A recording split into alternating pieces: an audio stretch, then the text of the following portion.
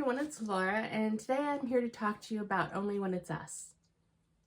So I could have sworn I did this video already, but I can't find my raw footage, and there's no video for it on my channel, so apparently this is kind of a Matrix deja vu moment. So I apologize if I get anything slightly wrong. It's been a while since I've read this book. I normally try and film these videos sooner after I've finished a book. So this is the start of another series, but they're all the standalone interconnected type of books. So this is a book about Willa and Ryder, and they're in college, and Willa is on the soccer team, and she is doing her best so that she can get a good contract to be a pro soccer player when she graduates. And she also has a mother that's in the hospital with cancer. And so those are kind of the two priorities she has in her life. And you find out more that it's basically always been Willa and her mom. Her mom is her entire world, and she doesn't really believe she needs anyone else. She does have a best friend who basically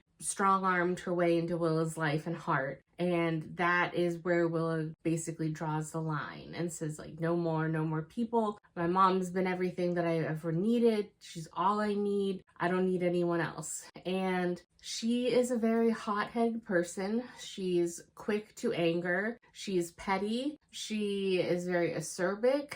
And while that makes her very good on the soccer field because she can play very aggressively, it makes her somewhat unappealing as a main character to me. So the book starts off with her going into a classroom, and she's had issues with the professor in this class because a lot of the other teachers that she deals with, they're very accommodating for any conflict and scheduling that arises from her spot on the soccer team. This professor, however, does not provide like any of his lecture notes or slides or anything, and so she's having a hard time trying to play catch up. And this teacher tells her then to seek out this boy named Ryder because he has all the class material. So that sets Willa on edge because she wonders what makes Ryder so special where he can get the materials but she can't. And so she goes up to him after class to ask him for the notes, and he ignores her. So that basically pisses her off, and she makes it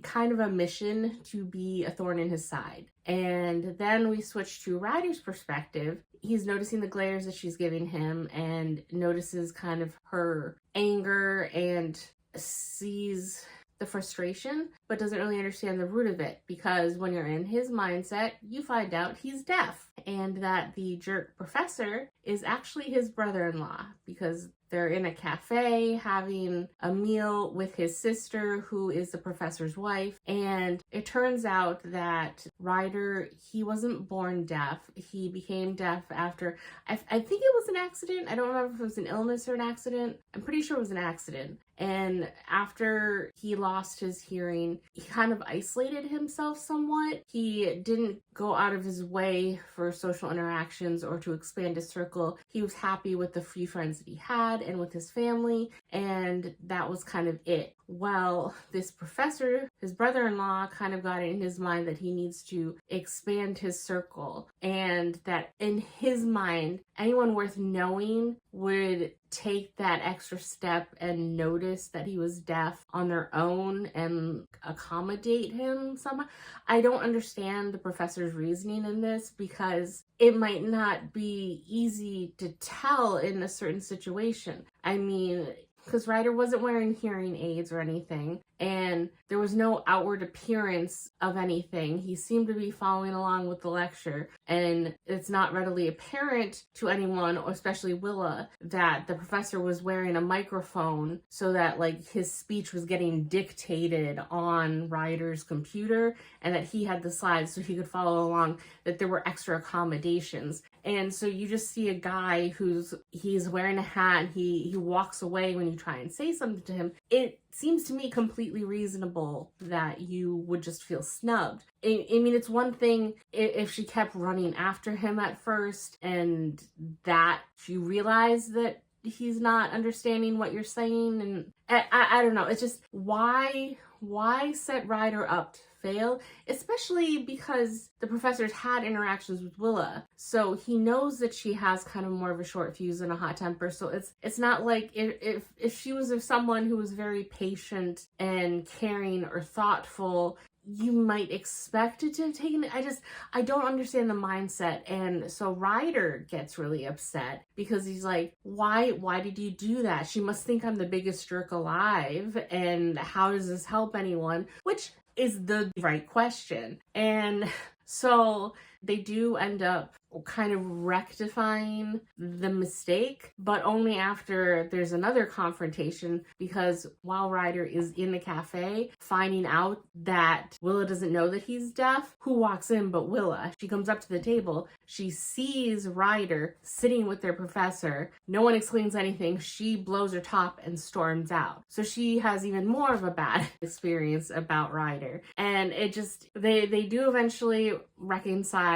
And then the stupid jerk professor, they have a semester project, and he does his little thing and he assigns them to work together. So it's even more annoying. The more time they do spend with each other, they are drawn towards each other. Willa is very physically attracted to Ryder. Ryder does have feelings towards Willa. She, like I said, is very closed off emotionally. So she's willing to hook up with Ryder, but she doesn't want anything more. And so that has tension. And they work well together. They kind of fit in somewhat well with each other's friend groups when they have to work on the project, and they interact with some of the other people while they're going to meet up. And I liked Ryder a lot more than I liked Willa. And so I found this a very hard romance book to enjoy because I wasn't really rooting for the two leads to get together. Because Ryder, he could be more standoffish and he could make some bad judgments about people, you know, thinking that they wouldn't want to put in the time to deal with him. And like I said, he kind of isolated himself more. And so he had his own issues, but overall he was a very sweet, thoughtful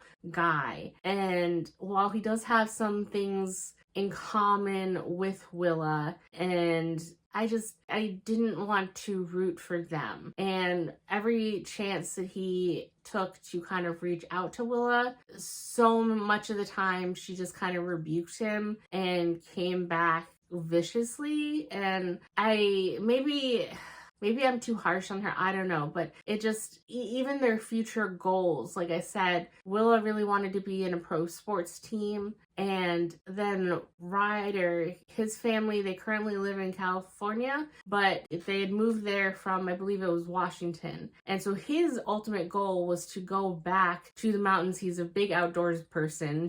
Willa would make fun of him because basically his everyday outfit was like a uniform, which was just jeans, his outdoorsy overgrown beard, a flannel shirt, and then a ball cap. And he loves all things outdoorsy, and so he wanted to open up his own shop for like outdoor activities and goods and stuff. So their future, it seemed very hard because I forget where it was, but there were a few teams that Willa was hoping to get signed with, and none of them were up his way. So it even seemed like their future, compromise is important in a relationship, but compromise to the level that they would have to have the relationship work. I was a little confused in how I was supposed to kind of root for one of them potentially giving up one of their dreams or deferring it, because I appreciate patience in a relationship, but at a certain point, nothing's guaranteed. So if you defer stuff for hypothetical whenever, it doesn't always happen. So I didn't like Willa, and so I thought Ryder deserved better. And so even in the book, while he was happy with Willa, I just couldn't get fully behind the relationship. So I am going to continue on in the series though, because this is one of 7 books.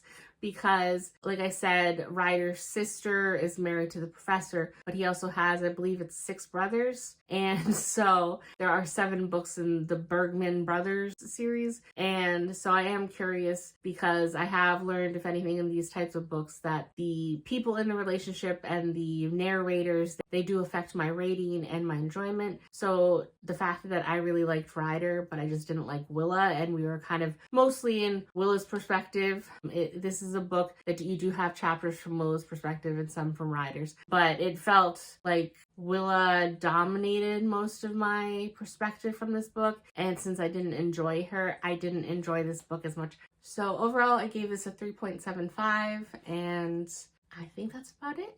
So that's it for this video, and I will see you in the next one. Bye!